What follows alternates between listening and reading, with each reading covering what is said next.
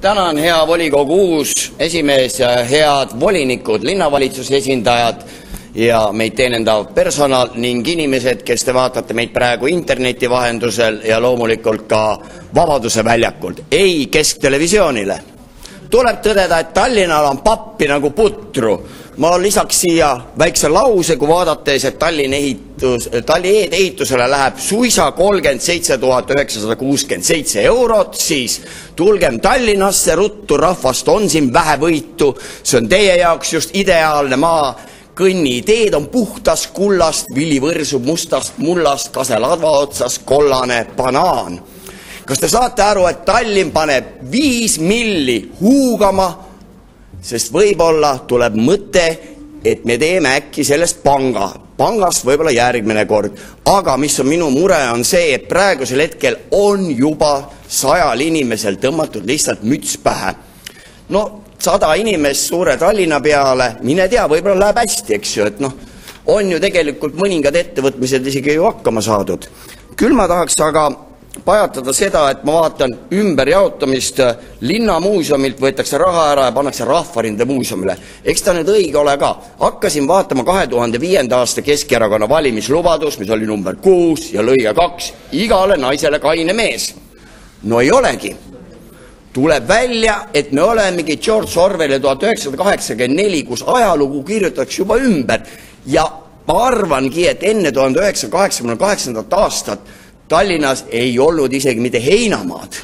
Siin isegi heina veel ei kasvanud, ehk siis Rahvarindega, tähendab NLKP Keskkomitee juulipleenumi otsusega moodustati igas liidu vabariigis liikumine perestroika toetuseks, ehk siis Rahvarinne. Sellega sai alguse üldse Eesti ja ka Eesti muud head asjad. Kui nüüd rauasaun, ja ma sain aru, et see informatsioon läheb, et küll jutt levib, siis lähtudes Tallinna loogika järgi, ma teen ettepaneku, et 40 milli või 40 tuhhi paneks selle peale, et jutt levib ja 19 võiks minna nagu sauna peale. See on nagu päris mõistlik kulude ümberjaotamine.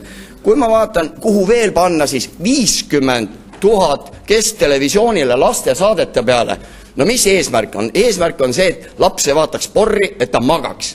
Lihtsam on teha nii, nagu on Pooleki ja Loolekist juksed posterid. Paneme slangi ja snaipri pildid, eks on ju sinna Stolitsasse ja Pealinnalehte ja selle vaat seina peale. Iga laps sööb pudru ära, peseb nõud ära ja heidab ise õigel ajal magama.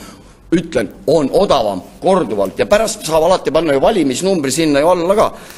Mis ma nüüd tahaks selle, ma nägin, eks on ju. Kord on teil majas, selles suhtes on hea.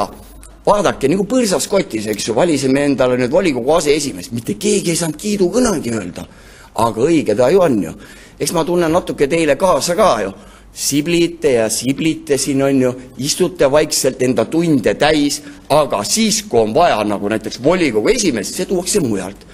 Aseesimees tuleb kohe ups värske, muideks järgmine suul saab talle juba suisa 1 kuu olla teie erakonna liige. Või tahate näiteks nagu Kristiine linnaosa vanemaks saada, pole lootuski, sellepärast, et võib-olla keegi jälle kuskilt on. Kevad ongi jooksuaeg, alles oli maijooks, krossijooks on alanud. See tähendab seda, et teie istuge, keegi küsib, et me kõik oleme müüdavad. Mis see müüdavuse hind on siis? No see on see 300 € ja parkimiskoht.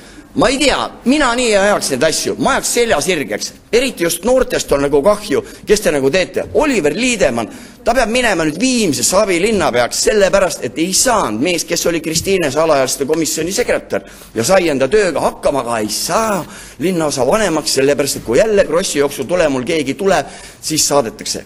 Edutatakse võõraid, omad, need jäävad nagu kuiva pirukaga. See on asi, mis paneb mind mõtlema, aga tühja sellest. Me elame üle. Suvi on meil ju ootustaeg, meie lähme nagu väiksele puhkusele, millega ei kaasne meil mitte ühtegi kompensatsiooni, küll aga me täna jaotame seda raha. Aga seda ma ütlen küll teile, et see on natuke kahtlane värk küll, et praegu paneme 5 milli huugama ja võib-olla või sügisel äkki tehakse see pank. Ma ei tea, ma võtaks selle koha sealt välja, aga see, et Kristiinelt 7000 € ära võetakse, sellega ma nõus ei ole.